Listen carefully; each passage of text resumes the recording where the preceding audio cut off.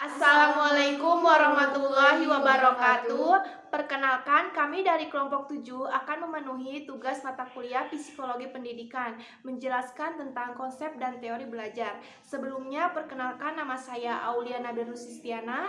Saya Ica Komalasari. Dan saya Hilmi Aisyah. Lebih lanjutnya, simak video ini ya. A. Definisi belajar. Arti kata belajar di dalam Kamus Umum Bahasa Indonesia adalah suatu usaha memperoleh kepandaian atau ilmu. Belajar dapat didefinisikan sebagai suatu kegiatan atau usaha yang disadari untuk meningkatkan kualitas kemampuan atau tingkah laku dengan menguasai sejumlah pengetahuan, keterampilan, nilai, dan sikap. Belajar secara formal adalah usaha menyelesaikan program pendidikan di sekolah atau perguruan tinggi dengan bimbingan guru atau dosen. Sedangkan belajar secara otodidak atau disebut juga self-study atau belajar mandiri adalah belajar yang dilakukan di luar program pendidikan di sekolah atau perguruan tinggi, tetapi melalui usaha sendiri. Sebagai hasil dari belajar tersebut dapat mencakup beberapa aspek, antara lain adalah aspek pengetahuan, keterampilan, sikap, dan nilai. B. Faktor-faktor yang mempengaruhi belajar. Faktor-faktor tersebut dapat dibedakan menjadi dua golongan, yakni yang pertama faktor internal, atau faktor dari dalam diri anak, yaitu keadaan jasmani dan rohani. Faktor ini dibagi menjadi dua aspek, yaitu yang pertama aspek fisiologis, meliputi hal-hal yang bersifat jasmaniah. Kondisi jasmani yang menandai tingkat kebugaran organ-organ tubuh dan sendi-sendinya dapat mempengaruhi semangat dan intensitas anak dalam mengikuti pelajaran. Kondisi organ khusus pada anak, seperti tingkat kesehatan indera pendengaran dan indera penglihatan, juga sangat mempengaruhi kemampuan siswa dalam menyerap informasi dan pengetahuan yang disajikan. Yang kedua, aspek psikologis. Aspek psikologis meliputi hal-hal yang bersifat rohaniah. Pada umumnya, faktor-faktor rohaniah yang dipandang lebih esensial adalah sebagai berikut. A. Kecerdasan atau inteligensi. Inteligensi pada umumnya diartikan sebagai kemampuan psikofisik untuk mereaksi rangsangan atau untuk menyesuaikan diri dengan lingkungannya dengan cara yang tepat. Pada umumnya, tidak semua anak memiliki inteligensi yang sama dalam hal mempelajari suatu mata pelajaran dan kecakapan-kecakapan yang lainnya. Untuk menolong terjadinya ketidakadilan yang terjadi antara anak yang memiliki inteligensi yang tinggi dan anak yang berinteligensi di bawah rata-rata, perlu adanya perhatian khusus dari seorang guru yang profesional, sehingga anak itu tetap merasa adil dan tidak merasa bosan ataupun tertinggal. B. Sikap. Sikap atau attitude adalah gejala internal yang berupa kecenderungan untuk mereaksi atau merespon dengan cara yang relatif tetap terhadap objek orang, barang, dan sebagainya, baik secara positif maupun negatif. Sikap anak dalam belajar dapat dipengaruhi oleh perasaan senang atau tidak senang dalam performa guru, pelajaran, atau lingkungan sekitarnya. C. Bakat. Secara umum, bakat atau aptitude adalah kemampuan potensial yang dimiliki seseorang untuk mencapai keberhasilan pada masa yang akan datang. Dalam perkembangan selanjutnya, bakat diartikan sebagai kemampuan individu untuk melakukan tugas tertentu tanpa banyak bergantung pada upaya pendidikan dan latihan. Bakat akan dapat mempengaruhi tinggi rendahnya prestasi, belajar bidang-bidang studi tertentu. Oleh karena itu, sebagai orang tua, hendaknya menyekolahkan anak pada jurusan yang sesuai dengan bakat yang dimiliki oleh anak tersebut. Karena apabila orang tua terlalu memaksa kehendak, pada akhirnya akan berpengaruh buruk terhadap kinerja akademik atau hasil prestasi belajar anak. D. Minat.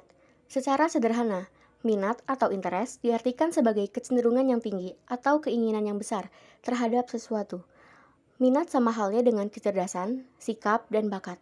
Karena memberi pengaruh terhadap aktivitas belajar, anak akan menjadi tidak bersemangat atau bahkan tidak mau belajar. Oleh karena itu, dalam konteks belajar di kelas, seorang guru atau pendidik lainnya perlu membangkitkan minat anak agar tertarik terhadap materi pelajaran yang akan dihadapinya atau dipelajarinya. E. Motivasi. Motivasi merupakan pendorong seseorang untuk melakukan sesuatu hal dalam bidang tertentu, sehingga pada akhirnya orang tersebut dapat menjadi seorang spesialis dalam bidang yang telah dipilihnya tersebut. Motivasi diberikan kepada anak oleh guru atau orang tua, di mana motivasi ini ditujukan supaya dalam diri anak tersebut muncul suatu dorongan atau hasrat untuk belajar, sehingga anak tersebut dapat menyadari apa guna belajar dan tujuan yang hendak dicapai apabila diberi perangsang dan motivasi yang baik dan sesuai. Yang kedua, faktor eksternal atau faktor dari luar diri anak, yakni faktor lingkungan sosial. A. Lingkungan keluarga. Suasana dan keadaan keluarga yang bermacam-macam, mau tidak mau, turut serta dalam menentukan bagaimana dan sampai di mana belajar dialami dan dicapai oleh anak-anak. B. Lingkungan sekolah. Keberadaan para guru, staf administrasi, dan teman-teman sekelas dapat mempengaruhi semangat belajar anak.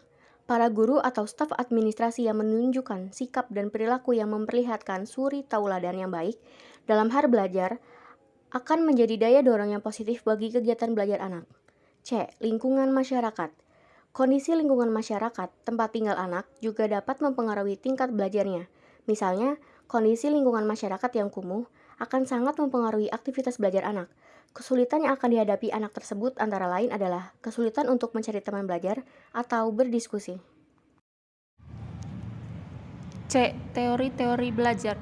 Dalam psikologi, teori belajar selalu dihubungkan dengan stimulus respons dan teori-teori tingkah laku yang menjelaskan respon makhluk hidup dihubungkan dengan stimulus yang didapat dalam lingkungannya. Proses yang menunjukkan hubungan yang terus-menerus antara respon yang muncul serta rangsangan yang diberikan dinamakan sebagai suatu proses belajar. Berikut adalah beberapa teori belajar. Yang pertama, teori belajar behavioristik. Teori ini berisi tentang perubahan tingkah laku yang terjadi karena pengalaman belajar.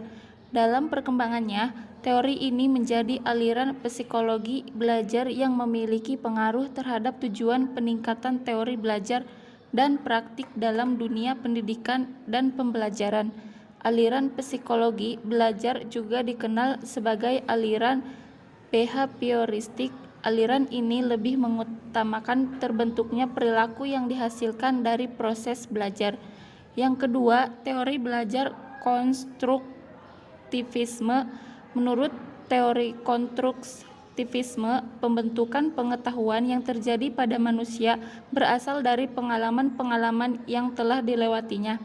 Jadi, teori belajar konstruktivisme suatu usaha yang dilakukan untuk membangun tata hidup yang berbudaya modern.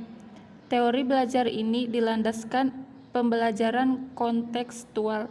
Dengan kata lain, manusia membangun pengetahuan sedikit demi sedikit yang hasilnya disebarkan melalui konteks yang terbatas dan dalam waktu yang direncanakan.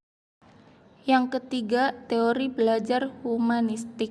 Teori belajar humanistik berbeda dengan teori belajar behavioristik.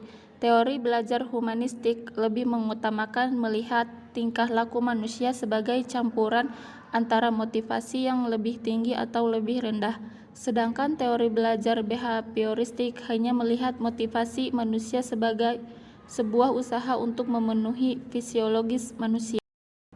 Jadi, kesimpulannya, belajar dapat didefinisikan sebagai suatu kegiatan atau usaha yang disadari untuk meningkatkan kualitas kemampuan atau tingkah laku dengan menguasai sejumlah pengetahuan, keterampilan, nilai, dan sikap.